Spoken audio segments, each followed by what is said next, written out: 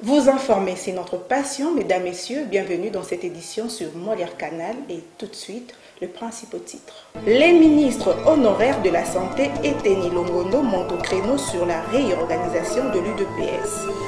Clôture de la tournée de la première ministre Judith Suminwa Tuluka à l'est de la République démocratique du Congo.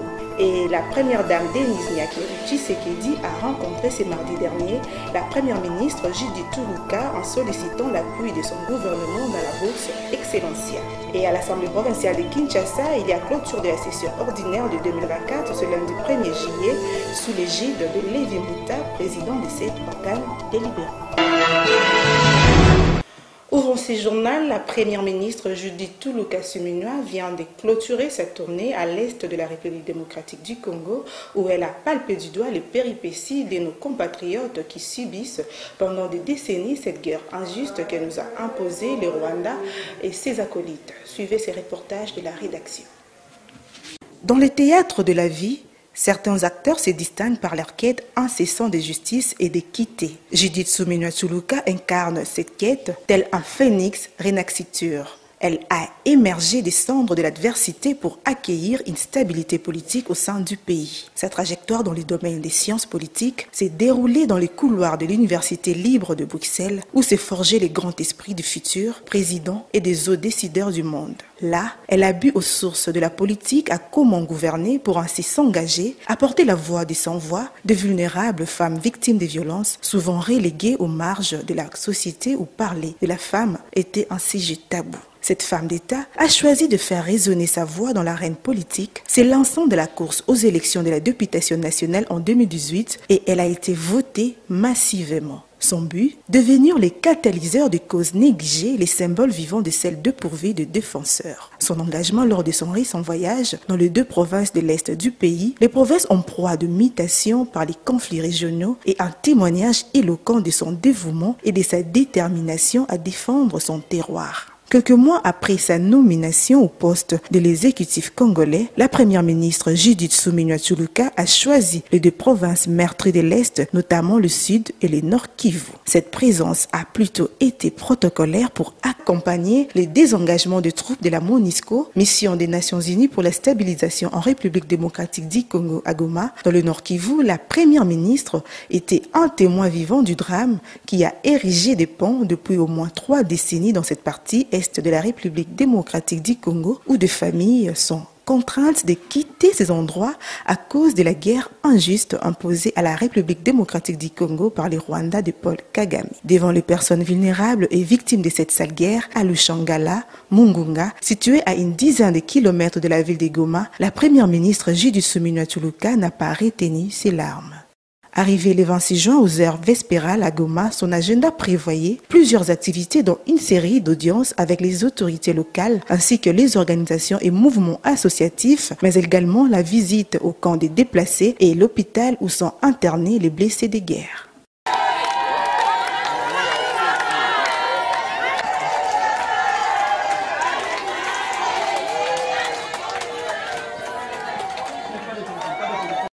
Précisons que de centaines de personnes déplacées étaient présentes sur le site du 8e CEPAC, la communauté des églises des Pentecôtes en Afrique australe. Pour accueillir la première ministre Judith Tuluka Suminwa pour ces déplacés, ils attendent en main ouverte ce que le gouvernement va faire. Des solutions pour l'Est du pays qui la persistance de la guerre sème des doutes pour l'achèvement de cette guerre. Sa présence dans les provinces de l'Est souligne l'urgence de la situation et la nécessité d'une action concertée pour mettre fin aux souffrances des habitants de cette région en témoignant de son empathie et de son engagement en faveur de la paix et de la réconciliation. La première ministre Judith Suminwa Tuluka incarne l'espoir d'un avenir meilleur pour les populations meurtries de l'Est de la République démocratique du Congo. Malgré les défis immenses auxquels elle est confrontée, elle affiche une détermination sans faille à œuvrer pour la stabilité sécurité et le bien-être de populations meurtries de l'Est du Congo. De retour à Kinshasa jeudi dernier dans la mi-soirée, elle a soumis ses dossiers au Conseil des ministres qui a eu lieu le jour précédent pour des actions appropriées en faveur des populations meurtries de l'Est de la République démocratique du Congo. Dans le même exercice républicain, la première ministre Judith Suminwa Tsholoka séjourne dans l'espace Grand Kassai pour écouter les différentes requêtes. Pour plus de détails, nous y reviendrons dans nos prochaines éditions.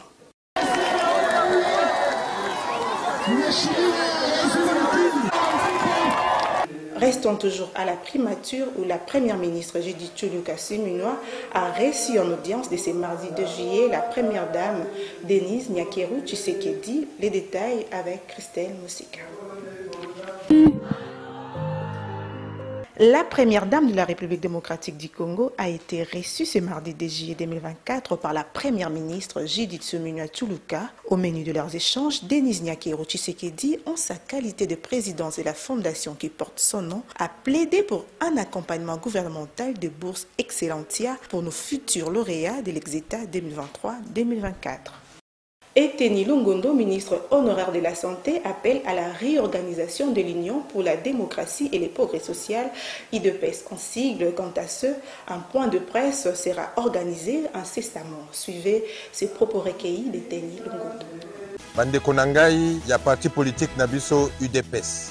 Naye na mokolo alelo pona naye Sabino ete ngonga ekoki. Pona to réorganiser parti nabiso, to se préparer pour 2028. Et puis, total andenge nini toko accompagner mokonzi ya mboka na période oyo ya guerre oyo na est. Na mokolo alelo, nalingi na annoncer bino que na ko organiser point de presse na mikolo ezoya pona na loba na ba membre EDPS ndenge nini tolingi to réorganiser parti na biso. To solola makambo ya parti. Et puis na moi sima mikolo toko organiser milulu ya munene na Sainte Thérèse. Tokobenga bandeko nyonso tout o ya UDPS. Nayebi que 95% ya ba membre UDPS baza frustré pona ndenge parti eza kokambama. Tokokutana en famille na Sainte Thérèse pona to solola makambo ya parti. Jour wana tokokoma memo moko biso nyonso tout et puis moto na moto aya na bic na ye, aya na stylo na ye oyo akokoma kombo na ye et puis a signé memo wana. Tokotinda pe memo wana na ba fédération o ya intérieur. Ba fédération ya intérieur ba ko signer bango nyonso tout na ba représentation na biso na étranger. Ezala na France, ezala na États-Unis, ezala na Afrique du Sud, ezala na Canada, ezala pe na mboka mosusu ya étranger. Bango pe ba ko signer memo wana batindela biso na ko senga na bino bobanga te. Ba membre exécutif, il y a Ligue des jeunes, il y a Ligue des femmes, il y a Force du progrès, ba parlementaire debout, ba mouvement associatif boya mokolo wana tokosala memo na biso nyonso tout bana UDPS en famille parce que 5 ans pona kosila nango eza mingi te. Il faut to banda réorganisation wana sikoyo yango wana na kosenga na bino bozala na bobangi na misu te. Bandeko babengi ngai pona baloba o docteur Eteni ala prudent bato bakomi ko lukisa yo. Il faut renforcer sécurité na yo. O nazoloba na bato wana eza boye biso toye na mobulu te tozobundela réorganisation ya parti tozo salango na mobulu te mais oyo pe ya koya akokuta na mwana mokete akokuta na mobali. L'état ezali foye bango, force reste à la loi. Merci mingi. Parlons justice à présent vers un front commun entre l'Agence nationale des renseignements, Direction générale des migrations et le ministère de la Justice et Garde des Sceaux. Dans une note circulaire du 27 juin 2024 dernier, Constant Mutamba a affiché sa volonté de vouloir travailler avec ces organes pour que la justice soit efficace. Désormais, la délivrance de certificats des nationalités congolaises ne sera octroyée qu'après l'appréciation de la NER et de la DGM. Reportage de Bienvenue Tchela. Dans sa note circulaire numéro 00D-ME-ME-MIN-JE-GS du 2024 du 27 juin, le ministre Constant Mutamba exige que la délivrance du certificat de nationalité congolaise est désormais soumise à l'avis favorable de l'Agence nationale de renseignement, ANR, et de la Direction générale des migrations des jeunes. C'est pour lutter notamment contre les infiltrations massives dues à la délivrance du dit certificat à des personnes n'ayant pas la nationalité congolaise. Le service de l'ANR et de la DGM sont donc invités à vérifier rigoureusement sur toutes les services de l'ANR et de la DGM sont donc invités à vérifier rigoureusement sur toute l'étendue de la République si les demandeurs ont effectivement la nationalité congolaise. Clôture ce lundi 1er juillet 2024 de la session ordinaire de mars à l'Assemblée provinciale de Kinshasa. Lévi Mbuta, président de cet organe délibérante, a dans son allocution condamné avec la dernière énergie la récente tentative de coup d'État déjouée par l'armée la nuit du 19 mai dernier. Suivez ce reportage de Elsie Sid.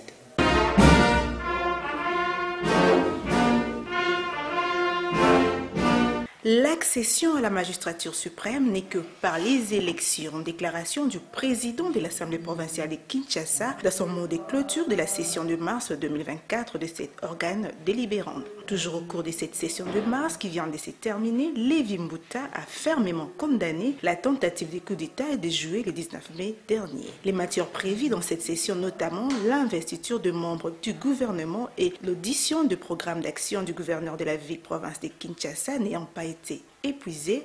Les matières prévues dans cette session, notamment l'investiture de membres du gouvernement et l'audition du programme d'action du gouverneur de la ville-province de Kinshasa n'ayant pas été épuisées, une session extraordinaire sera convoquée incessamment, comme l'a annoncé Lévi Mbuta, président de l'Assemblée provinciale de Kinshasa. Pour plus de précisions, André Kongolo, rapporteur de l'Assemblée provinciale de Kinshasa, a brossé succinctement le point traité dans cette session de clôture de mars 2024. Suivez. Nous venons d'assister à une plénière aujourd'hui. Dans le de jeu, il y a 4 points qui ont été inscrits à l'ordre du jour.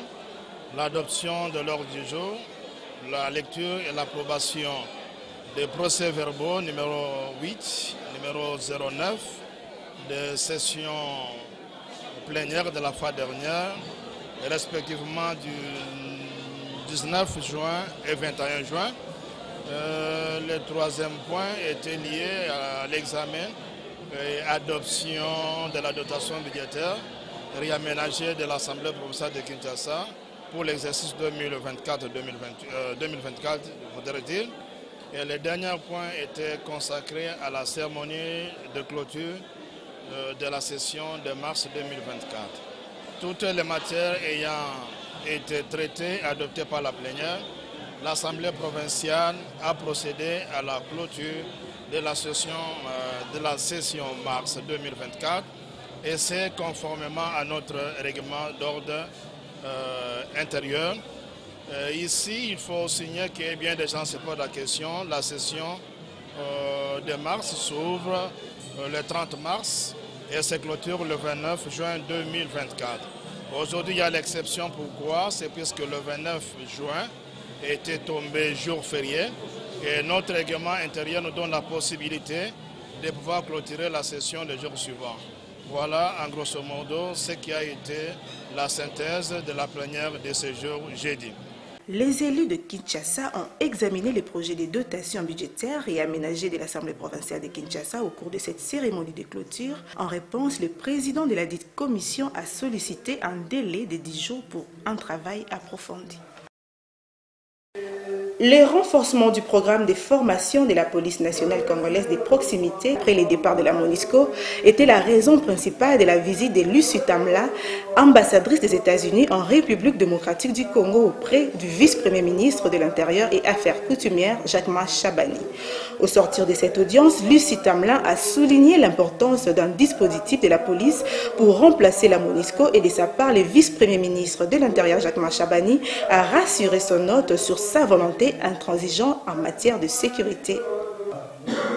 À l'occasion de la première conférence internationale sur la forestation et les reboisements, entendue dans les prochains jours au Centre international de Kintélé en République du Congo, professeur Dieudonné Mosibono, qui est conseiller en matière environnementale, présente la RDC comme pays solution sur la lutte contre les réchauffements climatiques. Suivez ce reportage de Albert. Chaque jour, la superficie de forêts diminue à travers le monde au moment où l'humanité a besoin de plus d'arbres pour lutter contre le réchauffement climatique. C'est dans ces contextes que la République du Congo organise la première conférence internationale sur la forestation et le reboisement au Centre international de conférences de Kintélé. Pendant 4 jours, des experts en matière d'environnement, des ministres et des chefs d'État vont travailler dans différents segments et réfléchissent sur l'importance de transformer les savanes en forêts et repeupler en arbres des forêts qui sont détruites par l'homme. La République démocratique du Congo, réputée pays solution avec ses forêts, dispose encore d'espaces vides qu'elle peut transformer en forêts par la pratique d'afforestation. Conseiller principal au collège environnemental, le professeur Dieudonné Mosibono est parmi les experts congolais. La RDC, avec plus de 76 millions d'hectares de savane, a intérêt à capitaliser la forestation, c'est-à-dire transformer ces savanes en forêts plantées. Et les forêts artificielles vont accroître le capital forestier, c'est-à-dire les crédits carbone. Dans ce sens que si nous avons plus de 76 000 hectares reboisés, disons boisés, pas reboisés mais boisés, on a quoi? Le coût de carbone en additionnant le naturel et l'artificiel. Et comme le crédit carbone au niveau artificiel est mieux coté qu'au niveau naturel, nous aurons suffisamment de crédit carbone à mettre sur le marché. Et on peut gagner des milliards par rapport à ça. Donc la RDC a intérêt à capitaliser cette conférence par la création d'un office qui va gérer cette thématique-là. Pendant que les experts discutent dans la salle des conférences, les couloirs de Kintélé exposent les produits de la forêt, les tout au rythme endiablé de la musique des forêts tropicales. Bouclons ce journal à présent en parlant des scènes écritures. L'archevêque Apone Konebantou lance une campagne de sensibilisation pour mobiliser le peuple de Dieu à participer à un séminaire d'éveil patriotique pour le bien-être du peuple congolais. Suivez ces reportages d'Ephraim Goy. Bien-aimés dans les Seigneurs, Mission évangélique Pierre des Ailes organise ce dimanche 7 au 28 juillet 2024 de 16h à 19h30 une grande célébration dénommée Atotoué. Un thème est retenu, l'effet éprouvera l'œuvre de chacun. Notre grand événement intitulé Atotoué. Atotoué, c'est une célébration que nous organisons à l'occasion de nos 10 ans d'existence. Et à ce fait, c'est dimanche 7 que nous commençons notre célébration et ça va aller du 7 au 28 juillet. Chaque jour à partir de 15h30 et c'est à la mission évangélique Pierre des Ailes sur boulevard Lumumba, croisement Rivière Tsanga, ici à Massina. On aura comme orateur le révérend Dominique Ngoï Kabouya de la Résurrection, le bishop Ogi Kabamba des États-Unis d'Amérique, le couple Esther Tunda des États-Unis d'Amérique, et moi-même votre humble serviteur, Apokone Bantou et le révérend archevêque Kaseke Djemo, Wanerj, et il y aura aussi d'autres orateurs surprises. Vraiment, nous vous convions de venir très nombreux à ces assises. Dieu ne manquera pas à vous visiter. Que Dieu vous bénisse. Merci beaucoup. Ce journal est complètement terminé, mesdames, messieurs. Merci de l'avoir suivi et restez toujours branchés sur nos programmes de Molière Canal.